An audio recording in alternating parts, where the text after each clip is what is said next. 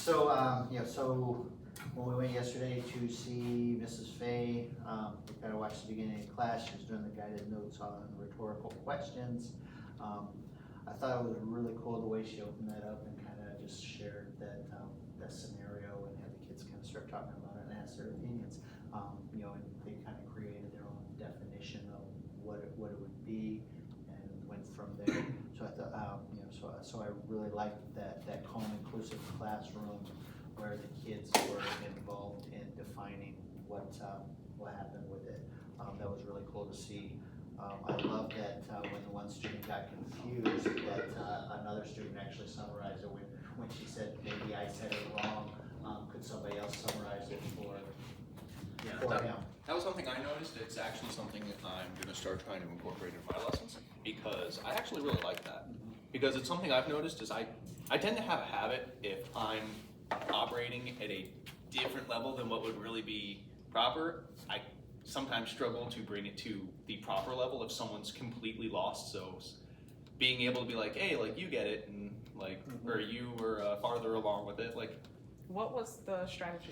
So the strategy she did was actually, it was guided questioning kind of thing. So she was taking the kids through developing, so she was using questions for them to develop the idea and develop an understanding of rhetorical questions. Yeah. Okay, cool, sounds good. And how would we implement that in science? Because I heard you say, I could see us using it. One of the things I noticed was the big thing that she was working on was trying to make it so that they could kind of come up with a proper understanding of how to approach the question, especially with rhetorical. Because like one of the things that they kind of focused on a bit was developing your own like definition of what a rhetorical question is. Because I believe her exact words is, you can't answer if something's a rhetorical question if you don't know what a rhetorical question is. So, which I feel would be really helpful because, especially during quizzes, sometimes I'll notice it might not even be something related to the question, but kids will see it and just lock up and kind of not be able, they'll kind of sit there and be like, we don't know how to answer this because we don't know what this is. And Right. I'm kind of looking at it like, it's not important. Right, that happens a lot on our questions where that portion of the question is not what they're asking you. That's not important. So, but it might be a nice way, using that guided questioning strategy the way she did might be a nice way for us to help our students pick apart questions to figure out what it's actually asking, or in the case of actually some of the vocabulary that we use, some of the academic vocabulary that we use. Exactly. Another thing that I saw that I really thought was cool was the way she wrapped that portion up, her transitional brain break. So she actually did a little Kahoot game that was still, so it dealt with the scenario that she used. It no longer had to do with questioning, but it was still based in the scenario she used. So they were talking about Lunar New Year was was the scenario she used for the rhetorical question. So it was just a little Kahoot game based off of Lunar New Year. but based with rhetorical questions. So they were still. No, so it had nothing to do with rhetorical. Oh. It was a brain break. Oh, it was a brain So it was break. a transition. Okay, So once they were done and wrapped All up right, and it was a ready, she brain was ready to break. move Got on. The Yeah. brain break Yeah. was just a quick little Yeah. Kahoot. Okay. was 5 just minutes themed on it. themed on Lunar New Year, Okay. and then wipe the slate, Yeah, and now we're brain ready to move breaks into our are next. Awesome. Yes. Because if you don't give them, they will take them on their own, and that's when you start losing students. So we do build now with the with our on-level groups. It's a little different with brain breaks because they take them on their own, and their expansion is a little shorter. But we do have a ton of resources for that you can use. So that's cool. I love that she does brain breaks. Because with 45 minutes, sometimes I don't think a lot of us build them in anymore. No, I think a they lot just of need us to be feel like rushed. right? Because we feel rushed.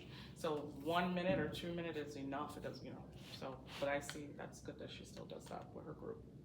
No, and that's what I say. I That's thought it was awesome. like super valuable. It kept the kids calm. It Yeah. kept them engaged. And I thought it was really cool that she had the student when the one kid, when she did the status check and the one kid wasn't getting it, that she had another student Explain it. explain it. That's So awesome. maybe I didn't say it in a way that you could understand. Would somebody else like to? That's So good. What else? I thought that was really cool. So with the Okay, so we can use them to answer questions, what she was going through, like what is the question asking you? And then brain breaks, of course, we can do that. What else did we see? Because I wasn't there either.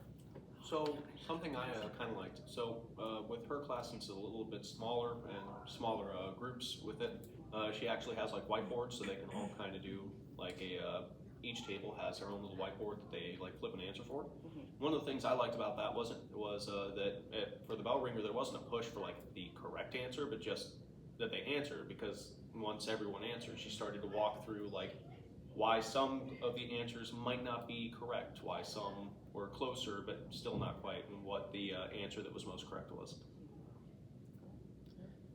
And that was cool, or some take on that. I know I tend to do my bell work back at the end of the class. I like to spiral back to it.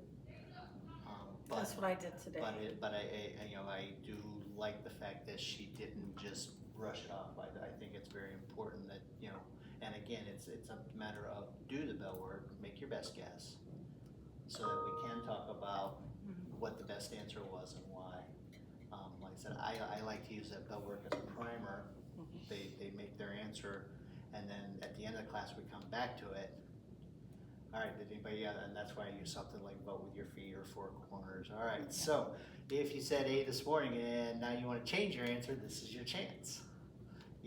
So when I do that bell work in the morning, it's usually not graded in the sense of if you got it right, you get full credit, and if you got it wrong, you get no credit. It's more a question of, did you do it? Did you do the bell work? Did you make an honest attempt to try to answer?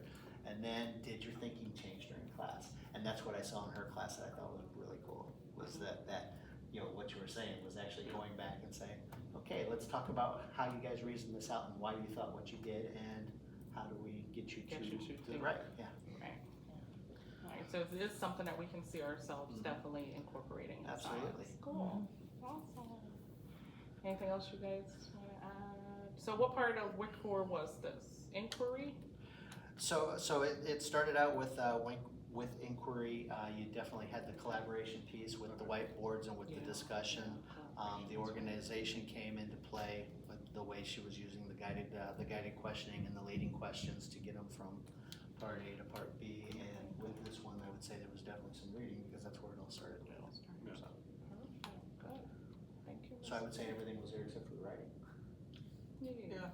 Yeah, you Wasn't guys too know much. that you don't see all of WICOR. All of it and everything. I Yeah. didn't know that. That was my next question. Yep. Oh, good. Yeah, you don't have to see all of it. You can see one thing, you can see a few, but not all five. Some there's- people, sometimes you can, but There was definitely a focus, but there was a little bit of just about everything except writing. Yeah. I mean, I guess if you count writing a letter, but. I would say the focus, the focus was on the inquiry, I and think, the based collaboration, off of what but you guys said, yeah. it was inquiry. Awesome. All right. I can cut. Good. yep. Perfect. I think we did